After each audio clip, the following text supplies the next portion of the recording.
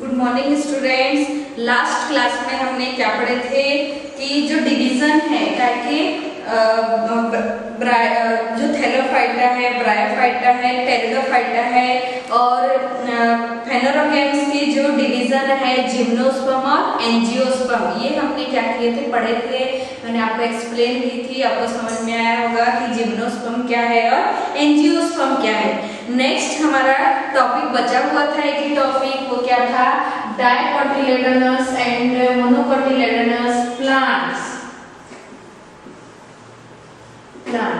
ठीक है, तो ये हम समझेंगे कि क्या है।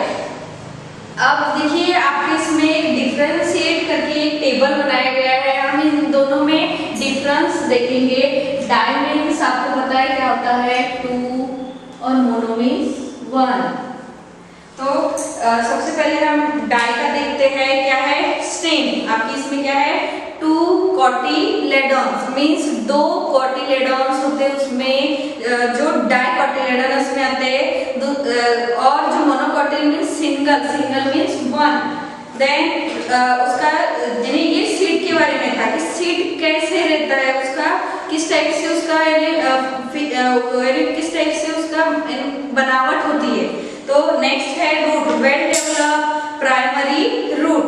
Well develop primary root means tap root, ठीक है, उसको टैप रूट के नाम से भी जाना जाता है। टैप रूट में आपको बताती हूँ, टैप रूट रहता है इस टाइप से, जैसे ये प्लांट हुआ। अब इसका जो टैप रूट है, ऐसा टैप रूट यानी एक सिंगल रूट रहता है और फिर उसमें से रूट्स रहते हैं अलग अलग, इसको हम क्या बोलते हैं, टैप रूट।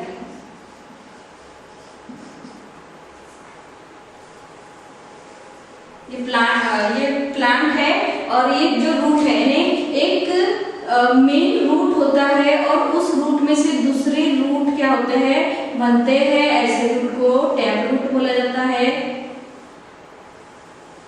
और ये कौन सी इसमें आता है, डाइकोटिलेडोन, यानी ऐसे सीड्स जो डाइकोट्स होते हैं उसमें टैप रूट प्रेजेंट होता है। देन नेक्स्ट है मोनोकोट में देखिए फाइबरस रूट। अब फाइबरस रूट होते हैं इस टाइप से, लीफी जो वेजिटेबल है देखते हैं हम इसमें। अब फाइबरस रूट मींस डायरेक्ट इसमें फाइबर लाइक ऐसे थ्रेड्स होते हैं जिसको फाइबरस रूट कहा जाता है। फाइबरस रूट यानी जो मेन जो स्टेम होता है वहीं से रूट्स का क्या होता है, डेवलपमेंट वो फाइबरस रूट, और जो मेन रूट होता है उसमें से रूट का डेवलप होता है वो टैप रूट। ठीक है, मोनोकोट और डाइकोट में ये डिफरेंस है। देन नेक्स्ट है stem, strong hard, for example banyan tree. अब जो डाइकोट्स में जितने भी प्लांट्स आते हैं वो कैसे, उसकी स्टेम कैसे रहते हैं, बहुत ही हार्ड रहता है, मजबूत रहता है, और उसका एक एग्जांपल दिया है बनियान ट्री।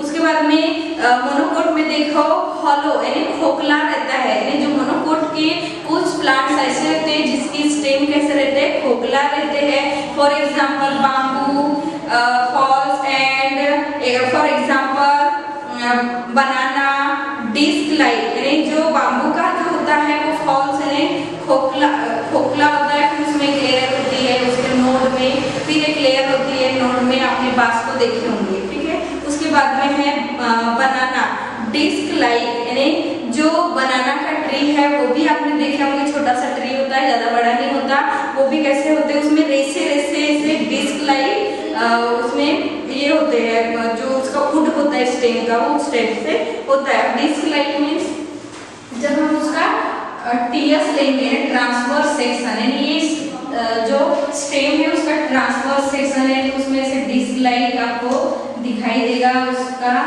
जो स्टेम है। ठीक है, टीएस ट्रांसवर्स सेक्शन। नेक्स्ट है ऑनियन के तने को भी आपने देखा होंगे, लीफ होते हैं, फिर उसको हम अगर काटे तो रिंग ऐसे दिखाई देता है। देन नेक्स्ट है लीफ। अब नेक्स्ट पॉइंट है हमारा फोर्थ वाला, लीफ, रेटिकुलेट, वेनिशन, और जो लीफ होते हैं वो रेटिकुलेट वेनेशन होते हैं। अब रेटिकुलेट वेनेशन में इसके जो लीफ होते हैं वो इस टाइप से होते हैं। रेटिकुलेट वेनेशन मीन्स एक बीच में से मार्जिन होती है, फिर ऐसे मार्जिन होती है, तो इसको रेटिकुलेट वेनेशन बोला जाता है। और नेक्स्ट है मोनोकोट। मोनोकोट के जो लीफ होते हैं वो पैरेलल वेनेशन। पैरेलल वेनेशन यानी फॉर एग्जांपल आपने बांस के पत्ते देखे होंगे तो वो कैसे दिखाई देते हैं, उनकी जो मार्जिन होती है वो ऐसी पैरेलल होती है, ऐसे पैरेलल होती है। ये रेटिकुलेट वेनेशन और ये पैरेलल वेनेशन। देन नेक्स्ट है फ्लावर। फ्लावर विथ 4 और 5 पार्ट ऑफ और in their multiple tetramerous and the pentamerous means जो फ्लावर है उसमें 4 या 5, ठीक है, 4 या 5 क्या होते हैं उसके लीफ, वो जैसे ये फ्लावर है। अब इसमें इसकी पंखुड़ियां 4 है या 5 है, ठीक है। तो ये कौन से इसमें आते हैं, डाइकोट में। मोनोकोट में होता है 3 पार्ट्स यानी उसके 3 ही, जैसे ये है इसमें 3 ही होंगे, इस टाइप से उसकी डिजाइन होती है, तो ये आता है मोनोकोट में। आप सभी को ये डिफरेंशिएशन समझ में आ गया है और आज का होमवर्क आपका यही रहेगा कि इसको आपको क्या करना है, आपकी कॉपी में उतारना है, इसको डिफरेंशिएट करना है, जो टेबल आपके इसमें दिया हुआ है। नेक्स्ट हमारा टॉपिक इस लेसन में यहाँ पे खत्म होता है और नेक्स्ट आपका एक्सरसाइज स्टार्ट होता है। अब एक्सरसाइज आप कैसे करोगे, जो फर्स्ट है क्वेश्चन नंबर फर्स्ट है, क्या है, match the proper term from column A and C with the description in column B. यानी कॉलम बी के हिसाब से आपको ए और बी को क्या करना है, मैच करना है।